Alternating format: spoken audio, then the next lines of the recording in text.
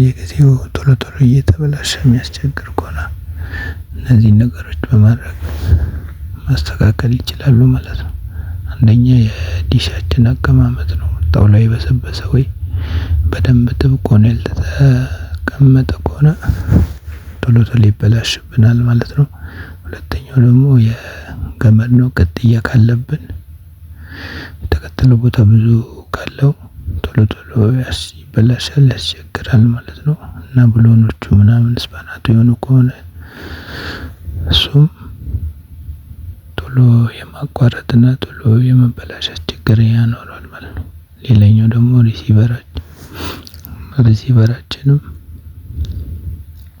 ከኋላ በደንብ ያልጠበቀልን ከሆነ ቶሎ ቶሎ ያቆራርጣል፣ ይበላሻል ማለት ነው። ሌላው ደግሞ የዲሻችን ጭንቅላት እሱም ኳሊቲ አሪፍ ነገር ካልሆነ እሱም ቶሎ ቶሎ የመበላሸትና ቶሎ ቶሎ በየጊዜው የማስቸገር ነገር ይኖረዋል። ዋናዎቹ በእነዚህ ምክንያት ነው። ስለዚህ እነዚህን ችግሮች በማስተካከል ቶሎ ሌላው ደግሞ ያው ኳሊቲያችን ነው። ሳህናችን ትልቁ 90 ሴንቲሜትር ቢሆን ይመረጣል። እሱም አሪፍ ነው። የዲሻችንም ኬብሎች ደግሞ የሮስታር ምናምን የሚባሉ አሉ። ሻል ያለ ገመድ ካረግን አይበላሽብንም ማለት ነው። ሌላኛው ደግሞ የእንትናችን ኳሊቲ ማለት ነው። እቃዎቻችን ሪሲቨራችንም አሪፍ ነገር መሆን አለበት። ጭንቅላቱ ምናምን ስንጠቀም ጥሩ አሪፍ እቃ ማድረግ አለብን። እና ግድግዳ ላይ ደግሞ በድሪል አድርገን ብናስር ብዙ ጊዜ መቆየት ቻንስ አለው። ንፋስ፣ ዝናብ በሚሆንበት ሰዓት ዋና እሱን በደንብ ይቋቋምልናል ማለት ነው። ውስጥ ለውስጥ የተቀበረ ገመድም ከሆነ በየቦታው ላይ ኳሊቲ ገመድ ያልቀበረም ከሆነ እሱም ችግር ይኖረዋል ማለት ነው። እሱም በሚሆን ሰዓት ሌላው ደግሞ ስዊቻችን ነው። አንድ ወይ ሁለት ዲሽ ምናምን አንድ ላይ ከሆነ ስዊቻችንም አሪፍ ነገር ካልሆነ እሱ ነው ዝናብ ምናምን በሚያገኝበት ሰዓት አንዱ እየሰራ አንዱ እምቢ የማለት ችግር ይኖራል። ሌላው ደግሞ ዲሻችን አሰራር ነው። የሚሰራልን ቴክኒሻን ሲግናል ኳሊቲ እና ስትሬንግዙ በደንብ ካላመጣልን ሲግናሉ ዊክ ከሆነ ቶሎ ቶሎ ይበላሽብናል ማለት ነው። ስትሮንግ ሲግናል እንዲኖር ፋይንደራችን መኖር አለበት።